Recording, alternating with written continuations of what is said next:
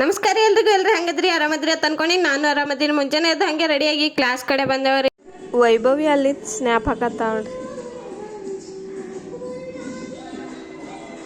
ಮತ್ತೆ ಹಂಗೆ ಸ್ನ್ಯಾಪ್ ಅದು ಹಾಕಿ ಊಟಕ್ಕೆ ಕೂತೇವ್ರಿ.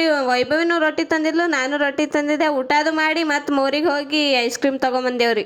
ವೈಭವಿ ಆಗಲೇ ನನ್ನ ಫೋನ್ ಮುಚ್ಚಿಟ್ಟಾಳ್ರಿ. ಎಲ್ಲಂದ್ರೆ ಹೇಳ್ತೀನಿ, ಇಲ್ಲಿ ಹಿಂಗಿಟ್ಟಾಳ, ಹಿಂಗಿಟ್ರೆ ಸಿಗಲ್ಲ.